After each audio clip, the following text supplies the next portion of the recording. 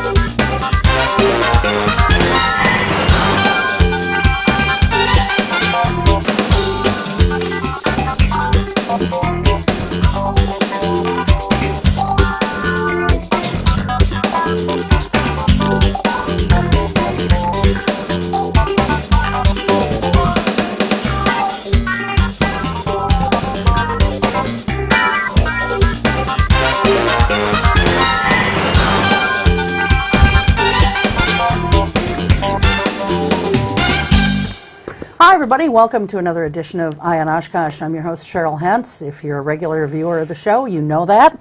If not, welcome. We're glad to have you. My guest this evening is an old friend, and he's been on the show many times in the past. Excuse me. I'm already losing my voice, and we've just begun. Anyway, George Curtis, local attorney at law. He's here tonight not as an attorney, so to speak. You'll always be an attorney. But George is here to talk about the environment and animals under the Trump administration. George, in addition to being an attorney, he has a show also seen here on Cable Access Channel 2. It's called It's Your Environment, and it's also on YouTube. If you'd like to see it there, again, it's called It's Your Environment. How many years have you been doing that show, George? Probably close to 10 years. We've got the law show and the environment show going for that period. Yeah, It's Your Law and It's Your Environment. Right. So, and they're both really good shows, so I'd encourage you to check it out if you have a chance. So anyway, I asked George to come in because we share similar passions for the environment and the animals which live within our midst, and whether they're on land, in the sea, in the air, wherever they are, we share a passion for the environment and the animals that live in it. And some things, pretty tragic things, have been happening since Mr. Trump has taken the oath of office. They started happening before that. His campaign, first of all, focused very little on environmental issues, but he did use the campaign trail to really denounce Obama's climate policies and champion the U.S. fossil fuels industry, which, I don't know, and this is a man who doesn't believe in global warming, so I don't even know where we want to start, but tell me where you want to start with this, because this is nuts. Right now we have a double-pronged dual monster in that our own governor has been attacking the environment at every opportunity, because he seems to claim that shows that we're welcoming business, we're open for business, and now we have it on a national level. There were certain things that Governor Walker couldn't accomplish, but now the president has a lot of power, and the president has made very clear from the beginning that his philosophy and the philosophy of his regime is to deny the importance of the environment. The first thing they did in every federal publication, they took out any reference to climate control and global warming. And then they started going to work at trying to sell federal lands to mining companies, and immediately stopping all of the protections that the Obama administration had on the books in terms of emissions from automobiles and clean fuels and things like that. And as you pointed out in the introduction, he welcomed back King Coal. Even China recognized 20 years ago that coal was the ban of our breathing, and if we could get cleaner energy, we would be so much better off everybody in the entire planet would be better off. And then he appointed people to the EPA, and for people who don't know about that, that's environmental protection, and immediately appointed somebody who had been the Attorney General of Oklahoma and who virtually did not enforce any environmental laws. When he left that job in Oklahoma, more than 800 former employees signed a statement saying that he didn't believe in the environment, that he wouldn't enforce anything. Similarly, Trump cut back on the budget for agriculture, which is the other major branch of the government that protects the environment. And believe me, a lot of our problems come from farms. That's so important. And of course, as you mentioned, withdrew from the Paris Accord. So we're one of 3 countries that in the entire world that don't stand up for clean energy. Well, you could just extend this list for page after page. But well, and I have page after page. I just, in a simple internet scan, you know, and these things came from credible sources, and a variety of credible sources. But I have 17 pages here, and I suppose I could have gotten it down to 15 if I made the print really tiny, but then I couldn't even read it myself. But from a website called thehill.com, bringing back endangered species is one of our nation's greatest conservation success stories. Unfortunately, it says, under the Trump administration, our nation is employing disastrous policies that could take hundreds of uniquely American species back to the brink of extinction. That's a pretty broad, sweeping statement, but they go on to say that the war begins with Trump's efforts to really destabilize the Environmental Protection Agency. I mean, he named Scott Pruitt director, and that sort of, I think, captures his disdain and hostility toward the environment. The Oklahoma Attorney General said Pruitt regularly supported efforts on behalf of big industry and dirty energy. Absolutely. And that's so his that's record. where it started, right there, with trying to destabilize the EPA. Well, that sends a message to all of us that the environment does not matter under this particular administration. And rules get in the way of industry, wealth, productivity, and so all of this progress that we have been making is just set back. Well, we're getting set back in a lot of other ways too. I mean, one only needs to look as far as the local newspapers, magazines, radio, TV, where have you, internet, and you can see what's happening with race relations in this country. And this from a man who on the campaign trail, not even a year ago, touted that he was the candidate who was going to bring this country together. And instead of doing that, he has created an even wider divide in this country. And I don't care what you're talking about, but race relations for sure. We are in terrible, terrible trouble in this country. Well, this is the worst I've ever seen it. Me too. I think that the country is based on equality, and racism is just not acceptable. And I'm not picking one particular group, but there are many groups of haters. We just don't have room in this country for haters. We don't have room in this country to pick out somebody else's religion.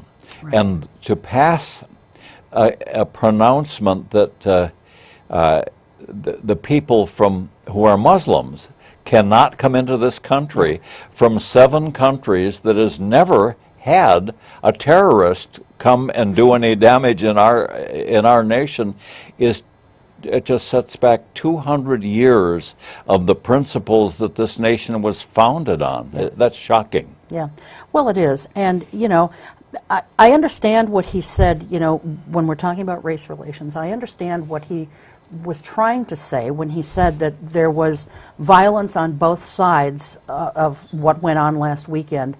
But you know, to say that there were good people on both sides. No, there aren't good people who are running roughshod over people and chanting in the streets and carrying torches saying, you know, you don't belong here and you don't belong here and you don't belong here. At the end of the day, George, I think we would be hard-pressed to find anyone who is what they refer to as a true purist. We've all had ancestors who have come to this country from other lands. And yeah, we're white, so we meet their criteria there. But, you know, this is just ridiculous. And it is taking us way back. And like I said, it's not bringing this country together. You know who it's bringing together?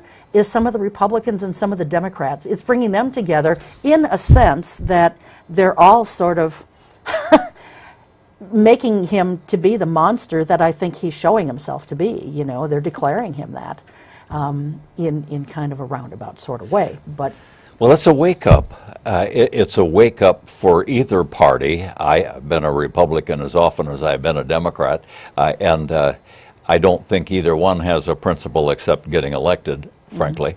But it is a wake-up about our nation, and it's interesting that the Republican people that I had a lot of respect for haven't really stepped forward and said, enough. We do not approve this. We think this is un-American. We think this flies in the face of what this country was built on. And I've been disappointed in that winning was more important than the so-called party principles.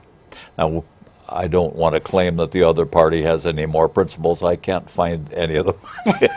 I hear you. In either party. You know, we can say what we want about Ron Johnson, and I've certainly not been a fan of his since he's been in office, the number of years that he has, and he's now in his second term. But Ron Johnson has at least stepped forward with some of these more recent things, including the health care bill, and said, you know, this is wrong.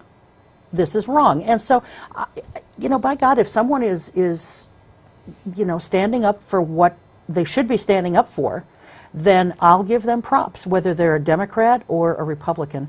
And you know, I haven't really voted Republican that much in my lifetime, but I do tend to vote more for the candidate than I do, you know, the party. If I like what you stand for and your ideals, I'll vote for you. And that just happens to usually be on the Democratic side of the ticket, you know, than anything else. But Ron Johnson, I think, has been making some, not all, but some of these things with regard to health care, with regard to all the racist issues that have been going on lately and the marches and the statues coming down and what have you. He's at least been responsible, I think, there.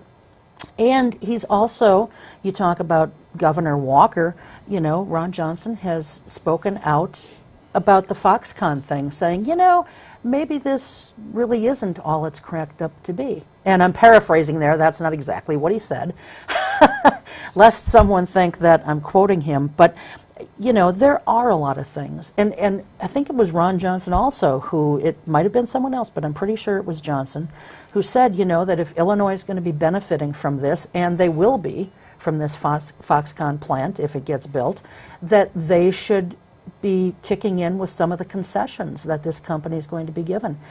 You know, bravo, Ron Johnson. Thank you for standing up for Wisconsin there. Well, I think that Ron Johnson's in transition. When he first ran, he was an angry Tea Party guy who was against taxes and wasting money, and he had no real clue of what happened in government or in the Senate. But to his credit, he's studied it, he's educated himself, and he still isn't a Republican. Now he's an independent. Yeah. And he learns a little bit every week, and he speaks out, and it isn't important whether I agree with him or disagree with him. There's some of each, like you. But we're fortunate to have somebody there who just holds his nose once in a while and says, I can't go along with my president on this one. Yeah. This stinks. Yeah. Well, it does. And, you know, I've had discussions and arguments with friends who have said, you know, he is your president. No, he's someone who doesn't stand for the ideals that I stand for, and who just wreaks havoc on, you know, human beings, the environment, animals, who takes away from everything that I think a lot of people hold dear, and who seems to have one God, and that is money and power and prestige, you know, all rolled into one. That seems to be the God that he answers to, and the God after which he marches and puts laws into effect and signs legislation. Well, I agree with you as to what he stands for, and I think it's exemplified by the people he's brought into his cabinet, white supremacist people who have people like Sessions, who have a bad enough record on civil rights that they were barred from getting on the Supreme Court, people like Pruitt, who have a bad record about the environment. And I think all of that speaks volumes. But the part I disagree with about, he is our president, and that's scary. He can lead this country into some pretty devastating situations. Well, and when I say, I mean, I realize he's got the oath of office and he's got the title. What I mean when I say that he's not my president is he doesn't stand for anything that I believe in, to be truthful, to be moral, to be compassionate as a nation, as a people should. And he just does not, he's going in a completely different direction. But I agree with you that yes, he can certainly lead us into a nuclear war. And you know, years ago we would have said that in jest almost, because whoever thought that there was such a probability? And here we are in 2017. I mean, he's hanging up on leaders from other countries. He's, you know, basically thumbing his nose at some of these other leaders. And now he's testing the patience, if you will, of this little, well, I can't even say what I want to, over in North Korea, you know? I mean, we're going to get into a war at some point if he doesn't start curbing his tongue and being more presidential. There's nothing that this man says, George, that even is remotely a semblance of presidential, unless it's written on cue cards or in a teleprompter, and he sticks to that script. If he sticks to that script, he kind of sounds presidential, but you can tell when he's reading it, it doesn't sound sincere. No, he's not a good reader, he when he reacts, among so many other things, when he reacts emotionally, it's like an angry 5-year-old who's saying, "I'm going to pour out your chocolate milk." Yeah. It's really very, very immature. I'm concerned about the immaturity, the way he lets his temper control him, the fact that he's got 5, 6, 7 different stories and swears that it's the other person that's got the fake news and the other person that's lying, that he writes scripts for his son to get his son in trouble, unintentionally, I'm sure. The fact that he's just a pathological liar is apparent to the leaders of the other countries, if it's not apparent to the people who voted him here, and that's dangerous, to have a leader that really nobody can respect, nobody can trust, and then when things don't go right, he attacks the people who are trying to help him in Congress. He's attacked the leaders of both the House of Representatives and the Senate because things didn't go his way. Well, he's the reason they didn't go his way, just because Sessions said that there was such a thing called ethics, which was quite a shock to the president. Yeah. He'd never heard that word before, right? that he couldn't jump in and be a ringer in wiping out this investigation. Then he attacked Sessions. I'm glad that we aren't in his cabinet. Well, you know, it's going to be very interesting. I mean, we're only 7 months into this. Not quite 7 months. By the time this show airs on local cable access, it will be 7 months since we're into his term. And I have never in my life seen this kind of pushback from people, this kind of disruption in government, this many people jumping ship, a president who constantly is on his Twitter feed, and those are his official statements, it seems. You know, I don't think we'll ever see anything like this again. Well, I hope not. I think that government, unfortunately, is a profession, a difficult one that requires a lot of training, sophistication, knowledge of our history, our Constitution, understanding of the three branches. Don't tell Trump there are three branches. He only knows of one. And you've got to be prepared for it. He may be a great businessman, but he wasn't prepared.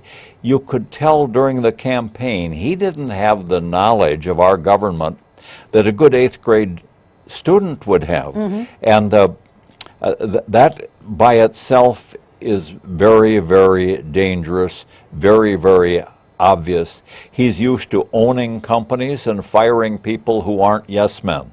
And he doesn't own our country. Mm-hmm. And we don't need any yes men. We need people with the guts and the knowledge to fill the voids that he can't fill, to challenge him and say, you don't understand. This isn't the way we do it. There are three branches. You have to respect the courts. That's the mm-hmm. third branch. You can't just say a so-called judge because he rules against you. Yeah. Or you can't say, well, what do you expect? He's Mexican. You know, that sort of thing. It's ridiculous. And, you know, he's got a sister who's a judge. So you would think that he would have a little bit more respect for the oath that judges take and the robe that they wear and the position that they hold ultimately. But he doesn't seem to have any respect for people unless they, you know, fall in line with his way of thinking and the way he believes the thing should be done. And you're right. I mean, he doesn't understand about the three branches of government. He understands one branch, and that's the branch on the money tree and where it leads potentially. And so, you know, one of the things that, before we get too far into the hour here, I do want to talk, because people may not know exactly what he's done to the environment and to animals. So his, again, this is from thehill.com. It says, Trump's aggressive assault on the federal management of our natural resources is not limited to the EPA, but touches the National Oceanic Atmospheric Administration, the Department of the Interior, the U.S. Fish and Wildlife Service, and the National Park Service. And, you know, I've printed these things out, and George and I are going to spend the rest of this hour kind of breaking down some of these. The first one, and this is dated August 15th, President Trump has signed an executive order revoking federal flood risk standards that incorporated rising sea levels predicted by climate science. His new executive order claims to improve federal infrastructure decisions by quickening and streamlining the environmental review process. A single sentence takes the additional step of revoking an executive order signed by Barack Obama on January 30th, 2015. So let's talk about that for a few minutes. Okay, well, he's gone right down the line of President Obama's various statements and policies, which have all been aimed for reducing the chances of flood, reducing the chances of respiratory diseases because of what's in the air, mm-hmm. Making for cleaner fuels, and trying to be a leader internationally in making the whole planet safer, because we breathe the same air the Russians do. Mm-hmm. And you've heard about the Russians a lot lately. More than I ever thought I would, frankly, George. But quite clearly, the Trump administration is trying to save money, getting rid of the scientists in almost every one of these agencies that enforce the law, weakening the law, And then, of course, having a policy of no enforcement to turn loose the profit makers, the profit seekers, so that they can get back to exploiting our natural resources like we did in the 1800s. Mm-hmm. Yep. There's a report from August 10th of 2017. It asserts that in the first 6 months, the EPA under the Trump administration is off to a slow start enforcing environmental laws. And it talks about, the laws that the Clinton administration, the two Bush administrations, and the Obama administration had put into place, kind of what you were just talking about. Then the Interior Department has now relaxed certain aspects of sage grouse protection. I don't know how much you know about sage grouse, but is that anything that you want to specifically talk about? Well, I know a little bit about sage grouse in that they're in the western part of our country. There is a diminishing area in which they can thrive and reproduce. And I believe there's some competition in that area between that and the idea of the big cattle ranchers who want to turn the cows loose and graze, so that if cattle ranchers, there aren't a lot of them, but they've got money and they vote, the sage grouse have not learned how to vote. And right. So that never will, right? that has been kind of tough luck sage grouse. There's also whales and sea turtles that have become entangled in fishing nets off of our coasts, predominantly on the West Coast. And, the NOAA has canceled rules to protect those, and this also is under the Bush or under the Trump administration. And in fairness to the Republican Party, we've had some great Republican presidents and great Republican governors who have been leaders in the environment. This is Trump. This isn't the Republican Party. I mean, for example, Warren Knowles and Tommy Thompson as governors were just outstanding for the environment, just to mention a couple. And some of our presidents, similarly, who were Republicans, really carried the torch. This is the current president and his having sold out to money and corporations. It's got nothing to do with the party. And I think people within the party are starting to wake up. Absolutely. It's too bad that other people didn't wake up before the election was held last November. But, I haven't talked to my friends who voted for Trump to see how they feel about him today. I mean, I've talked to them, but not about politics, because it's just we'll have another war. But I don't know how they feel about him today. I'm sure that in some way they still support him. But I would have to think that people are sitting back, at least a number of people are sitting back, kind of scratching their heads and saying, what in the world have we voted to put into office here? And you can say that about every president, but look at what he's done. I mean, he has just attacked in every single area, and he just keeps attacking. And what's interesting is, you said before, not only is he a liar, every time he opens his mouth, it seems that there's another lie coming out of it. You can't believe him at all. You have to fact check everything that this man says, and when you do, you find it's a lie, on top of a lie, on top of another lie. But he contradicts himself. Here he is talking about how these monuments in Baltimore shouldn't have been taken down in the middle of the night, like I think it was last night, the way they were, and this is a horrible thing that we're removing these monuments that go back to the days of Jim Crow laws and this kind of thing. And yet, in June of this year, the Interior Secretary, Ryan Zinke, again, under his administration, is recommending that Bears Ears National Monument in southern Utah's Red Rock County be shrunk by President Trump. He didn't say how much it should be shrunk, but he's suggesting that that should be shrunk. And for anyone who doesn't know what Bears Ears National Monument is, That is a monument out in Utah that has a very rich cache of tribal artifacts inside the monument. One of the largest, I think, in the nation, actually. There might be some other that's larger, but I think it's certainly one of the largest.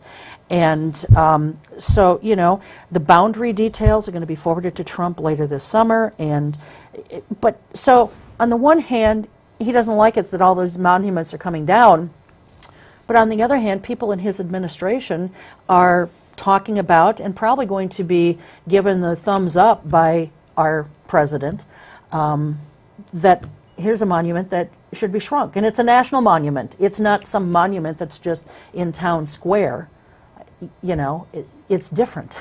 Well, the Trump administration has already made efforts to sell national lands to exploiters, to miners, and the issue about the sage grouse can be part of that. Just like on our state level, Walker and the Republican Party have tried to shrink this Knowles-Nelson preservation area. Every administration, as a matter of fact, I think it was 4 years ago at the state of Wisconsin Republican convention, they voted to just wipe it out entirely and turn the land over to exploiters who could make money on it. But each year when this comes up in our legislature, they try to shave out parts. They somewhat secretly put parts for sale. They've been selling some. And they don't like the idea of the public having the right to go to their own land that belongs to all of the citizens. It's analogous to what Trump's doing. It is. Sorry, I didn't want to be coughing or lose my voice again. You mentioned at the G7 summit that Trump pulled out of the Paris climate agreement. Did you say one of three countries? Well, there are three recognized countries that aren't in it. Yeah. And our country had been the leader under a prior administration, and now we're out of it. The typical Trump deal, he says it was a bad deal. Everything's a bad anyone deal. else has ever done, it's a bad deal. This man has very few words in his vocabulary. Deal, you know, very, very great, very, very good, superstars. You know, he has very few words, really, in his vocabulary, and not only is he not a good reader, he's not a good speaker at all. This man just is a lousy speaker. You know, he makes other presidents all look so wonderful. And we've had some great presidents who were wonderful orators. Trump will not go down as one of them. Well, he makes them look presidential anyway, but his feeling toward treaties is that we apparently aren't obligated to abide by them. He just withdrew from that particular treaty. He wants to withdraw from NAFTA. Yeah, I was just going to mention NAFTA. And he's king. He can just say, no, we don't want to play anymore. We're done. Yeah. Go away. You know, I can understand wanting to renegotiate some things if you truly think that they're not good deals. I hate to use his words, but you know, he's used them, so I guess if they're good enough for him, they're good enough for me, right? But so if you truly think that something has not been something that the country has benefited from, then go back and try to renegotiate. But he doesn't really want to negotiate with anybody. Dictate. Exactly. He wants it to be his way or no way. You know, and this stupid wall, you know, this border wall in between the U.S. and Mexico, by God, you know, it's in one of the budget proposals that it is being paid for by us if that thing passes. Oh, sure. You know, and there you've got Republicans who are willing to put that forward and pass that. So I don't know how that's all going to turn out, but this whole wall business and, you know, him telling police that, you know, it's okay if you're, you know, not real gentle with these people. Well, you know what? They may be thugs. they may be whatever, they may be criminals, but we have a judicial process in this country. And you're innocent, you're presumed innocent until proven guilty, and you as a lawyer know that better than anyone, George. And he just thinks that people should just be roughed up just because the cops suspect them of doing something. You know, this is just not, he goes against everything that this country seems to stand for. And it's shameful. I am ashamed of him as a human being. I'm ashamed of him as someone who sits in the office of President of the United States at 1600 Pennsylvania Avenue. It just shouldn't, well, he doesn't live there most of the time, but well, but that's where the Oval Office is. That's right. Well, maybe we got what we deserved because we did a poor job before the election. This PolitiFacts sheet that's in many of the Gannett papers that followed every one of the candidates, and they would print what in their opinion was a false statement. And most of the candidates were working the edge, and they were found to be giving false statements around 20, 22, 27%. In fact, Hillary came close to 30%. Yep. But Trump was regularly, constantly at 70%. Mm-hmm. And 70% of the time, what he said was not true, illegal, unconstitutional, or impossible and beyond the power of the executive branch, and yet people elected him. Yep. His percentage has gotten worse since he's president. His first version is it never happened. The second version is that false facts. The third version is, well, somebody else did it, I didn't know about it. The fourth version is, well, I did it and it was damn smart. And this business of fake news. I mean, look, I know that the media can and does put a certain spin on things. Sure. We've all seen it. That's part of what they're doing to draw in numbers. But at the end of the day, they're not presenting fake news. He may not like the headline that they use to grab people in, but the essence, the basic facts of the story are just that. They're facts, and he can't deny them. So this isn't fake news. And what was funny is just earlier this week, and we're taping this on August 17th, just earlier this week, one of the White House reporters from CNN, as Trump was walking away from the podium, he said, "Aren't you responsible yourself for spreading a bunch of fake news, sir?" You know, and I thought, good for you. I can't remember who that was, but someone from CNN, because he's always going after CNN for Sure. being fake news. It's ridiculous. The only fake news is what he's putting out. Oh, no question about it. And he's got 4 or 5 stories for every situation, and now this Russia influence thing is a major concern. But during the campaign, he welcomed it, and he encouraged the Russians to release Hillary's emails. Then later on, he denied it. He had said good things about Putin. He said that he'd met Putin and he admired Putin and Putin was in control. Then when the investigation started, he said, "I've never met Putin." Yeah. And Yeah, he's you're right. He has multiple stories, and he throws the story out to fit whatever particular situation there is. Getting back to the environment, offshore drilling. He has signed an executive order back in April that orders a review of all the different offshore oil and gas drilling bans in parts of the Arctic, Pacific, and Atlantic Oceans that happened under the Obama administration. It just seems like he just wants to go after Obama. You know, let's start there. Let's undo everything that he has put into place. well, with the Shell oil disaster in the Gulf of Mexico, where the environment will not recover in 200 years, the boat full of oil up in Valdez, Alaska, Yep. that will damage the ecosystem for about 200 years. The BP disaster down by New Orleans. Right?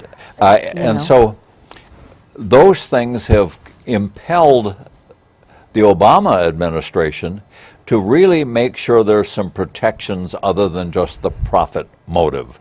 And we're concerned about Prudhoe Bay, where there's a probability of plenty of oil, but how do we get it without ruining the environment? And of course, Trump gives the impression he doesn't care. There were similar environmental concerns about the two pipelines that Obama had stopped until studies could be made. He also stopped them because in one instance there was a treaty with the Indians that they had the trump card. Well, you know how he let's not use that word. No pun intended there. But see, he didn't. There's another treaty Sure, that he yeah. did not want to honor. Exactly. You know, he just doesn't. He doesn't understand that your word is your bond, and when you sign a treaty, you're giving your word that you're not going to do such and such. It's not an important. It's an inconvenience to him. It's just an insignificant little inconvenience, and it can be just done away. Just tear it up. It's not important, and it means nothing to him. Well, we're learning what it's like to be under a king with power instead of a king without power. Yes. But what troubles me a great deal is his personal attack on other people and their motives. And I think that John McCain, somebody that I actually contributed a little money to and supported for president, is a great man. And the attack on McCain, that he was no hero, he was a loser. Because he got caught. Because he was captured. Because he was captured. And similarly, when McCain had some opinions during the election, he was attacked again. And that troubles me. That is a serious flaw that we cannot afford in our leaders. Well, it's the actions of a child, of a bully, a man-child bully. Right. You know, and normal people just don't react like that. You may get mad at someone, but you know, you're supposed to stop and count to 10 and think first before you speak. All those things that we learned as children. And he acts like a child, so maybe he's never learned those lessons.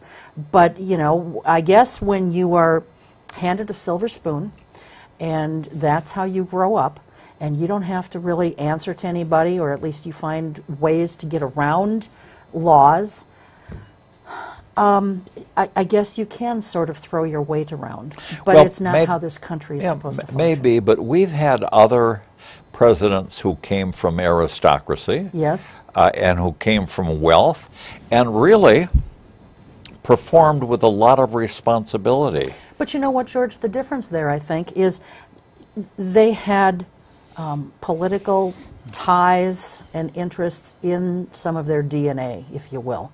This man came from the business world, and maybe that's why people thought he was going to be so great, is because he was going to run the country like a business. But, you know, you can say that it should be run like a business, but at the end of the day, you can only run certain aspects of it like a business.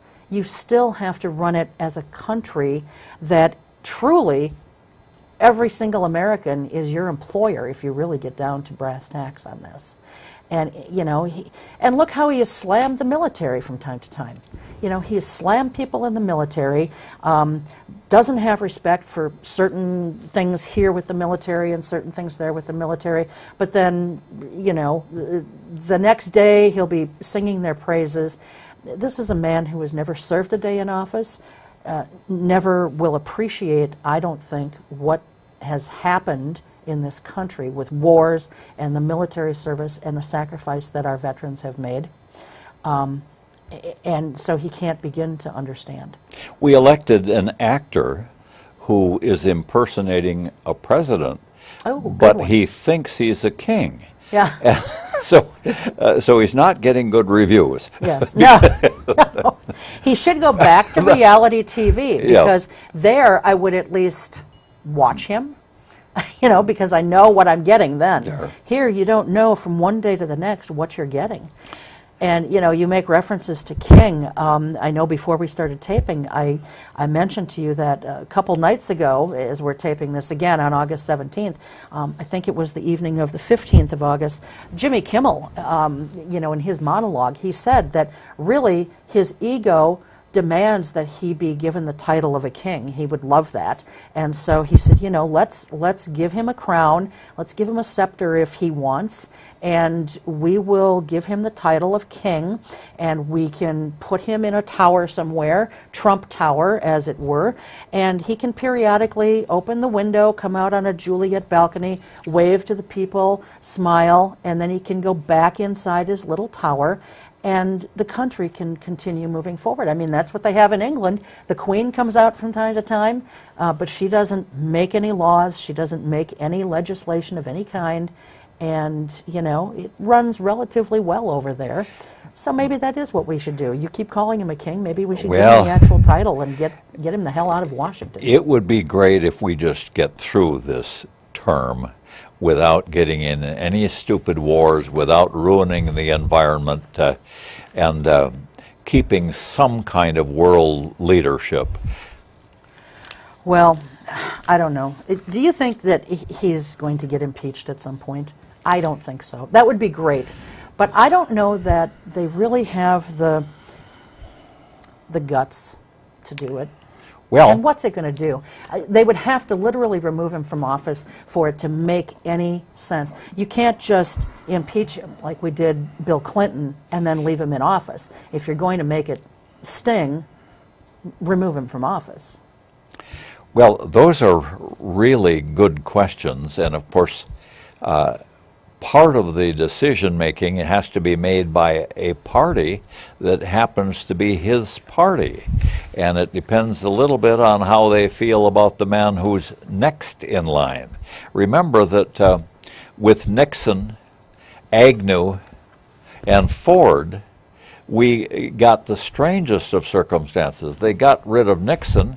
Agnew had already had to resign because he was in some criminal difficulty. So Ford was made vice president without being elected, and then he became president when Nixon resigned without being elected. Mm-hmm. And then, even though Ford was pretty popular, he promptly ruined that by pardoning Nixon. And that's why he didn't get elected, even though maybe he did the right thing for the country. I happen to think he did. Yeah, yeah. I want to touch on one other thing that has happened under the Trump administration. In April, he signed a resolution that was approved by the House and the Senate to revoke a U.S. Fish and Wildlife Service rule overturning former President Barack Obama's wildlife protection law.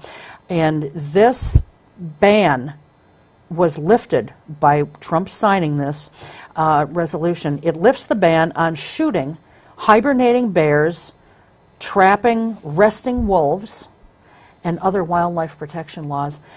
Really? You have to shoot bears that are hibernating? What in the hell is this all about? I mean, this is just ridiculous. And I want to give a quote here from Wayne Pacelli, who's president and CEO of the Humane Society of the United States. And in a statement, he said, "What the House did today should shock the conscience of every animal lover in America. If the Senate and President concur, we'll see wolf families killed in their dens, bears chased down by planes, or suffering for hours in barbaric, steel-jawed traps or snares," unquote. And anyone who has ever seen those steel-jawed traps, they're horrible. I mean, animals actually chew off their legs to get out of those things because they're so strong and they're so painful. This, and then of course I think we touched on the new protections that his administration has scrapped for the whales and the sea turtles. No one seems to be safe. Not human beings, not the wildlife, not the environment. And I don't know. I think we are the laughing stock of the world, really, because you never know what's going to come out of his mouth, and you never know what he's going to do next. And I, too, like I think a lot of Americans, am truly afraid of where he is going to lead us. Is he going to lead us into some kind of war? You know, when he was on the campaign trail, I said, mostly in jest, but I had kind of a gut feeling in my stomach, and I said, you know, if he gets elected, I fear within 6 months to a year he will have us in some kind of war. And it's not like I have any crystal ball that I was gazing into, but you can just tell by someone who's a bully using a bully pulpit to advance their agenda on people, wildlife, what have you. And now here we are, 7 months in, and we've got Guam being threatened with a nuclear missile attack. You know, I do fear for where things are going. Oh, I agree. I think that our president, putting it as kindly as possible, is a loose cannon who's playing dare me games like a schoolyard bully, as you have indicated, and doesn't really think he has anything at stake but his ego. Yeah. And that's reflected in the wildlife, in that you and I happen to believe that as humans we're responsible for all of the other living critters. That's right. On this planet. He obviously has no sense of that whatsoever, and he wants it to be a free-for-all so that anybody with the money can take his or her plane and fly to the Arctic or the Antarctic and shoot anything and stuff it and put it in the front of your office or your den. Yeah. We've lost civilization with this particular point of view. Yes. You know, I just had a thought in the back of my head, and then I kept listening to you, and now I've kind of forgotten it, George. But you're absolutely right, and it just seems like he has no respect for anyone or anything other than himself, his family, and his companies. You know, I'm still waiting for him, by the way, to bring back his companies that, you know, his tie-making companies and some of these other things that he's involved in, those were all done overseas. Oh, sure. I've got two of his ties. You do? Well, I did have them. That's not one of them, is it? Because I'll cut it right now. I gave one to Steve Hansen. I think that one was made in Guatemala, and I think the other one in Bangladesh, but I'm not sure. Well, but he said during the campaign that if he was elected, he would bring his companies back to America. Well, if you truly are a good American, bring them back now. If you truly want to make America great again, I think we were always pretty great, but if you want to make it great again or greater, then start now. Put your money where your mouth is and bring the companies back now. Don't use that as a bargaining chip to try to get your butt elected into office, as it happened. But I wonder if the companies have been brought back. I haven't, you know, nobody really talks a whole lot about that anymore. Well, I've never seen anything that was Trump merchandise that was made in this country. And so I thought it was funny when so many people would tell me they're going to vote for Trump because of jobs. Yeah, and since he's been in office, he said, what did he say the other day? That he has created over 1 million jobs since he's been in office. I'm like, come on, that is, and it's been proven to be a law. I wanted to try and find something here, and I don't know if it was in what I printed off or if it was just something. Oh, here it is. The White House in April, the White House announced that President Trump has donated the first quarter of his salary to the National Park Service. This is an organization which you have assailed against, and so now you're giving them part of your salary. And this is what I really thought was funny. It said the gift will reportedly chip away at the $100 to $230 million in deferred maintenance backlogs that the nation's battlefields currently bear. Well, the presidential salary is what, $400,000 a year? So a quarter of that comes out to what, about $75,000, $80,000. How in the hell is that going to make a big dent or even a chip if it were at $100 to $230 million in debt? Well, does that mean we get to see his tax returns? We'll never see those. Come on, come on. I did remember what else I was going to say, though, and it has to do with animals.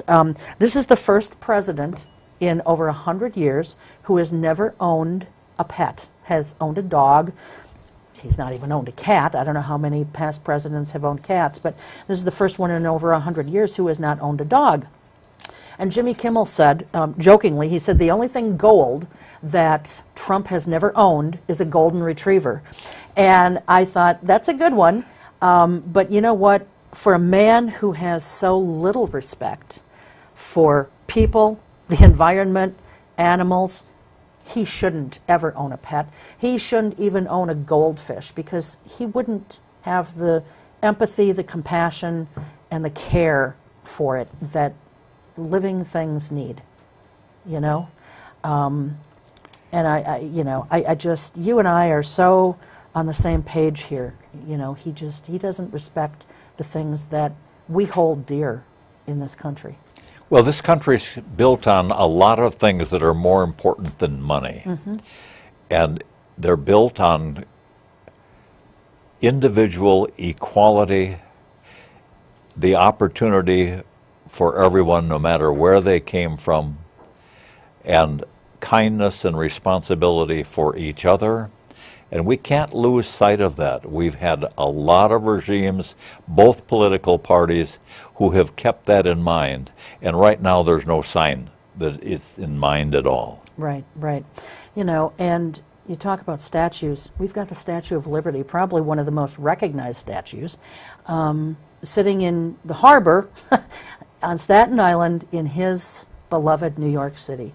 And, you know, there's a placard at the base of that statue, and it talks about, you know, bringing me your huddled masses, and, you know, you're hungry and you're poor and what have you.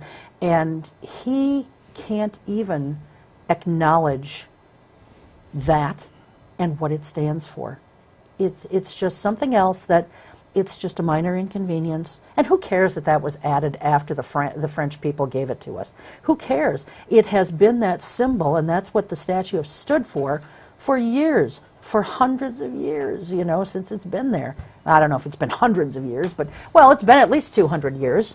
We had the bicentennial back in the 80s or 70s. Or people all over the world have looked forward to being able to immigrate to the United States because of the opportunity, the freedom to worship as they wanted to, including or not his worship wives, at all. Yes. Some of his wives. And that's tarnished right now.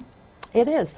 And, you know, I get so wound up about this, because that placard, that is what that statue stands for.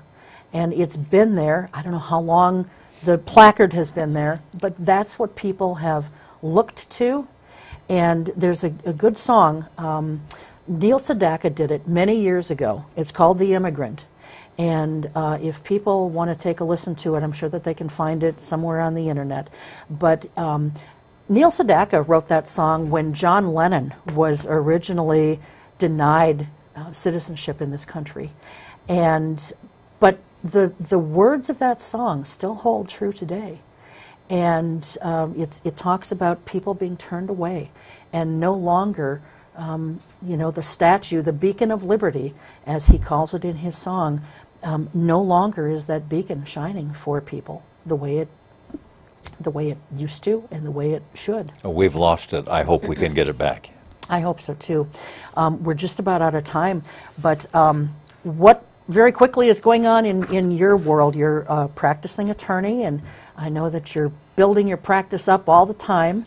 Well, we try. It's a very, very competitive thing. It involves educating the public as to what their rights are and what we do, and those rights are being attacked on a national level and by the profit seekers and their influence in our courts and our legislature, our governorships, and our president is really attack the ability of the average citizen to have their day in court. And that's doubly true in Wisconsin. Wisconsin's civil tort system has been set back in terms of the consumer more in the period of time that Walker has been our governor than in any other time in our history. Well, and so we've got a fight ahead of us. You betcha. Thanks so much for being here, George. It's always so much fun. Thank you very much, Cheryl. Thanks. And thanks to all of you for joining us, and to the crew. We will see you next time. Until then, take good care. Keep your eye on us. We've got our eye on Oshkosh.